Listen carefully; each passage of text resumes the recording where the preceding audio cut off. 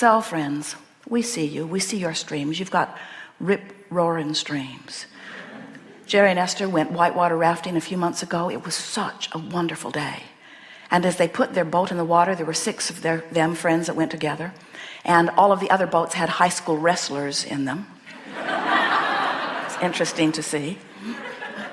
The daughter of one of the people in the boat with Jerry and Esther said to her father as he was leaving the house that morning, "Did you tell the river company how old you guys are?" She didn't come, or she would have been promptly drowned. But as they put their boat in the water, not one of them even had the slightest inclination to turn the boat upstream and begin paddling. It was obvious that the stream was going to have its way with them. And the river guide said to them as he was instructing them about how to listen to his signals and what they meant so that they could position themselves in the river properly. He said, "Friends, this is not Disneyland, and we cannot turn this river off. And we want to say the same thing to you. This is not Disneyland. You can't turn this stream off. This stream is flowing. It was flowing before you even made the decision to come forth into this body. It really got flowing for you once you made the decision to come forth into this body. And every day, all day, you're adding to it. Your stream is really flowing, and you can't turn it off. You've got only one choice. If you are to feel joyful, and if you are to have what you want, you've got to drop the oars, and you've got to go with the flow. And that's what this workshop is all about. We call it the art of allowing, which is the art of finding somehow to look at it a little differently so that I can allow a little less resistance, or a little more allowing resistance, so that you can begin closing the gap between where you are on every subject in the world that is important to you and who you have become. Do you know, every time you feel negative emotion, it means something really important. It means 2 things, really important, 2 things. It means life has caused you to want very much something that you are right now in vibrational opposition to. That's what negative emotion means every time. Don't you just love having guidance in the moment, constant guidance, letting you know your vibrational relationship with everything that you want and everything that you are? Joseph Campbell said, "Follow your bliss," and we think those are the best words that have ever been spoken. But when you're in despair, you can't even get a whiff of bliss. And hardly anyone dares say, "Follow your revenge."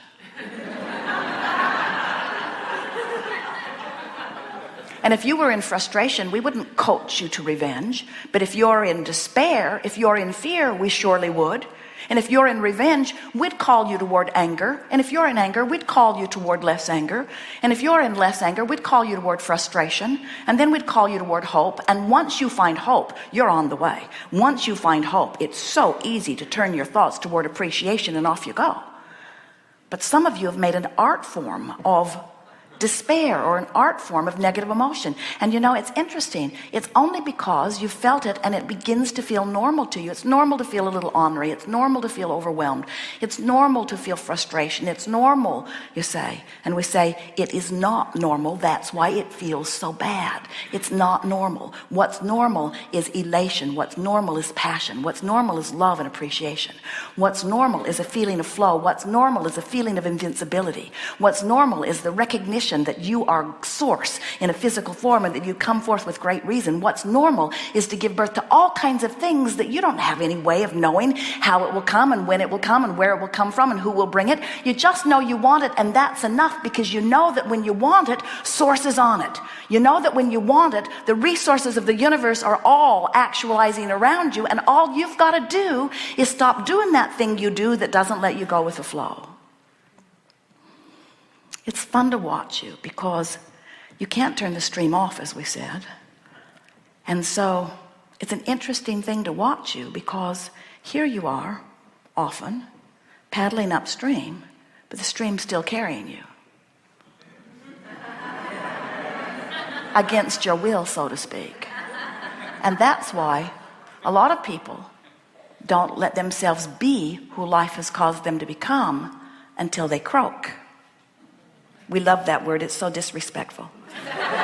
And since there is no death, in that moment, releasing all of your negative attention and closing the gap immediately and re-emerging into pure positive source energy. Do you know that future generations will benefit mightily by the contrast you're living and the desires you're launching? And do you know that you all as a civilization are benefiting mightily by those generations that came before you?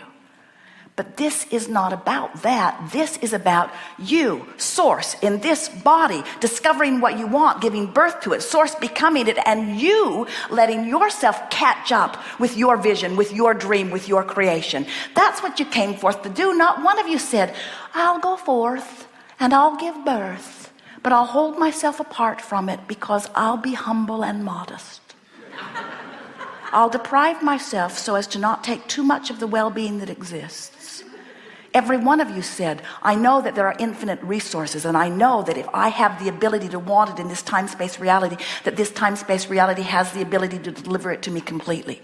Every one of you said, I am the creator going forth into the best environment for creation that has ever been, anytime, anywhere, because it is the leading edge creative environment, and I will give birth to desires, and when I do, source energy will become the vibrational equivalent of them and call me toward them, and I will go. You said, I will go. Every one of you said, I will listen to my guidance, and we said we'll remind you in case you forget.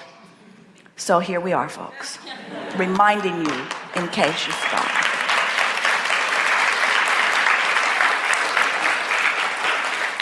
So we are eager to talk with you about anything that is important to you. Nothing is off limits. You will see a perfect unfolding.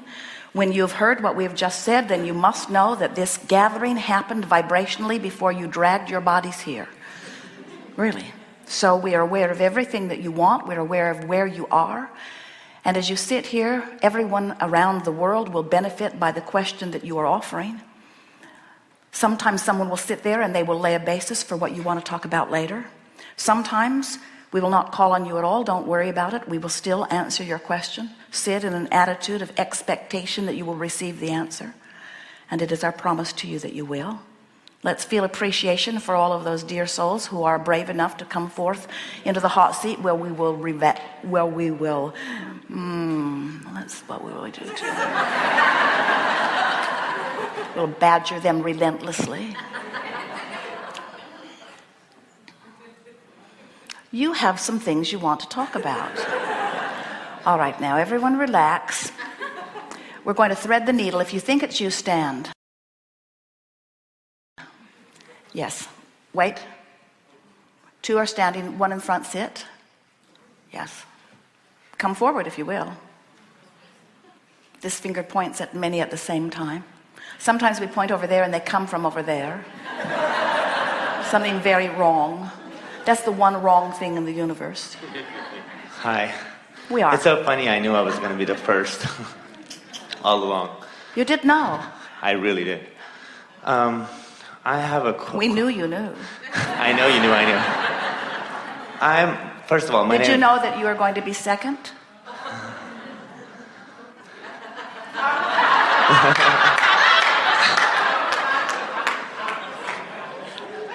Well, my name is actually Happy, and I am an uplifter.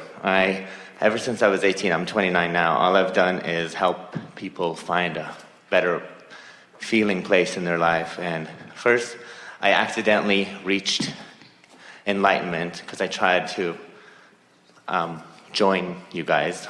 And then in my releasing of all resistance, I encountered the most amazing feelings, and I came back with this sense of well-being. And then that's a wonderful story, because what you just said is, I realize that when people croak, they reemerge into pure positive energy, and at one point in my life that was the only way I could see of getting any relief. And now you've figured out that you can be in a physical body and have every bit as much relief as you have when you return to source. That's absolutely how what a I feel. nice story. It was good. And then I decided from that moment that I was going to show people it's not what you live, it's how you live it. And then I found the Kabbalah 9 years ago, and I loved that because it was a more scientific version of what you say, and I loved it, and I studied it for 10 years. And 3 months ago, New Year's morning, I stumbled across you. And Law of attraction is a stumbler enhancer. And in the last 3 months, I've been able to touch more people with your words than I have in the last, I don't know, years. And I've seen so many people find alignment so quickly. And people, my ex-husband, for 4 years I was married, and I was trying to help him be more positive, and I finally left him because I just wasn't a vibrational match to him because he was negative.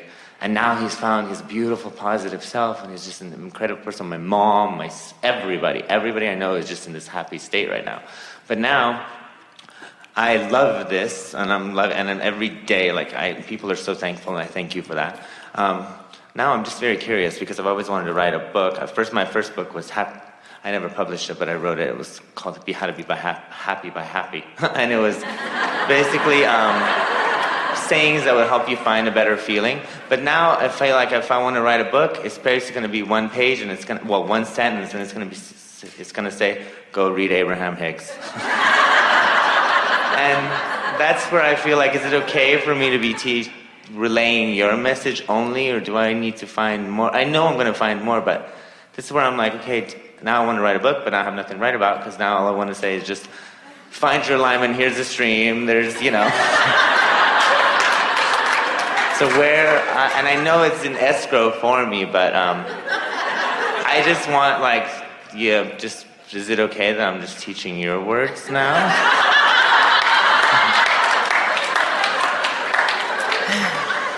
Well, no one has ever done that.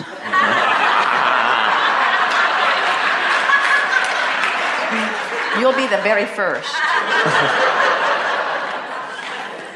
We said to Jerry and Esther on the first day that they began interacting with us that we are teachers of teachers.